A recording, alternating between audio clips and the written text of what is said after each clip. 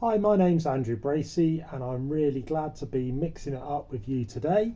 I'm here in my studio at General Practice, which is in Lincoln, and I've been asked to put some questions in a vessel, which I don't have any big ones, so I have a wine glass which I mix paint in. So here's the first question. Can you describe the first piece of artwork you remember seeing? Um, my nan lived in Worcester, and we used to go up and stay as a family in a tiny little house with an outdoor toilet and no bathroom. And on the wall, she had this painting that I remember looking at and really liking. It was a landscape with a kind of a cottage in the background and a river that went through it with a cart that was being ridden through the river.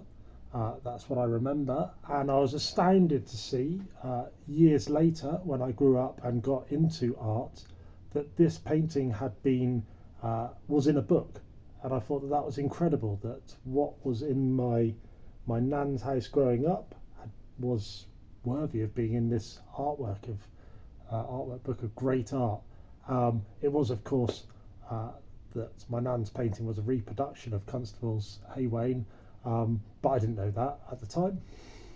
Okay, here we go. Number 2.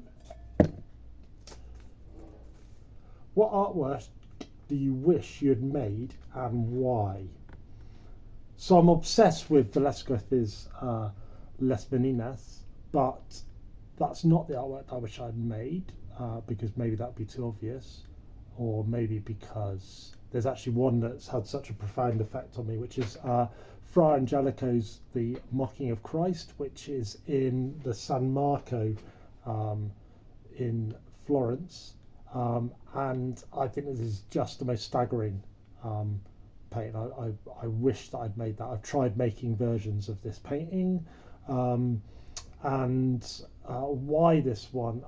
I guess that I kind of think it's the closest that I've come to of having something spiritual happen within an artwork, which is an incredible feat to be able to do, to kind of transcend things. So if you don't know, this is a fresco that was Fra Angelico painted on the walls of the monks' cells in order that they would have something to pray in front of.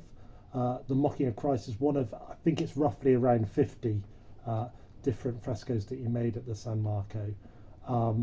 And this one in particular is staggering. For me, it tells the story of the Roman soldiers mocking Christ, and you have Christ in the middle, and then you have the two soldiers either side, but their non-important body parts have been missed out. So you have their faces, you have one spitting at Christ, you have the other with a club about to beat him, but you just have the heads, you just have the hands that are there, just the things that are important to kind of display the action.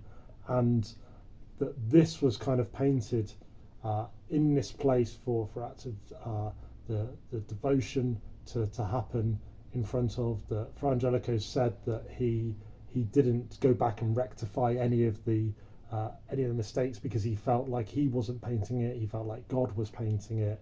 And I think all of these things kind of come together to something. When I first came across it on an A-level art trip, I was just taken aback. I didn't realise that art could do that at that kind of age of around about kind of 16 or so. And maybe I've never kind of come across that again. So for me, having an artwork that had that effect upon me, I just would love to have known how that had kind of come about and been made. Okay, next question. Who do you go to when you need help and advice? The obvious answer is Yoda, but that's maybe a little bit flippant. So my friend Danica Meyer, who is also an artist, is a constant, amazingly supportive, wonderful, generous person, as well as being a really good artist. And she's an amazing sounding board. Times when things are good, at times of struggle. Yeah, she's very considered and very sage, and yeah, I wish that there was more Danica Myers in the world. Okay, next one. Could you tell us about the current work that you're making in response to your long COVID? So over a year ago, I contacted COVID, which then turned into long COVID. So I've had to change quite a lot of what I do, the way that I do things. Like 15 months on, I still have limited energy levels, get fatigue, I have brain fog still, I have not so much of the breathlessness, that's kind of luckily gone, but I'm very tired and so on all the time. I can show you actually, because in the studio we've got a little show on between myself and Kate Buckley, but I started doing some drawings, which here is the first one. And then I've been doing these drawings every day. I had a really amazing doctor who was very understanding, and I was deeply frustrated when I had long COVID. It essentially meant that I had very, very limited energy. So, for instance, having a shower would sap my energy levels for a few hours, or talking to somebody would be so exhausting. And that's deeply frustrating position to be in, especially when you're kind of a bit of a doer, like I think that I am. I learned how to rest during having long COVID, which is something I realised I didn't know how to do. But yeah, I started doing a series of drawings. It's nothing like I'd done before, and I'd simply pick up a coloured pen and then draw a series of lines over the piece of paper for 5 minutes only. And when that 5 minutes was up, then I stopped, and then I'd do another 5 minutes the next day. And over the series of the first one was 32 days it took to do the first drawing, the next one was just 17 days, and so on and so on. Just as 5 minutes each day became for me something that I could look to, that I was actually doing something that was creative, but also taught me how to manage time as well. So this manage time and energy. So this thing that was around when you have such limited energy, then part of the struggle with long COVID or any kind of fatigue illness is knowing when to stop before you go too far. And often, particularly when things are enjoyable and so on, then you want to keep going. But once you do that, then that might knock you out for 2 or 3 days after, where you can't get up, you can't do anything.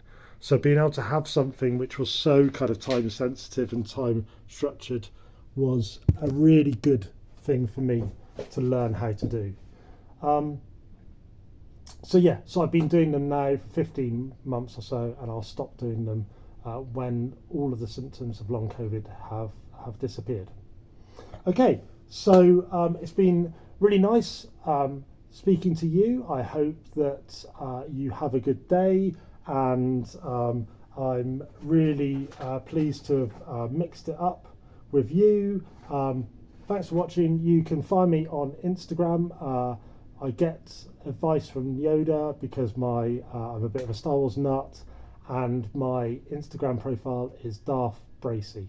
Thank you. Bye now.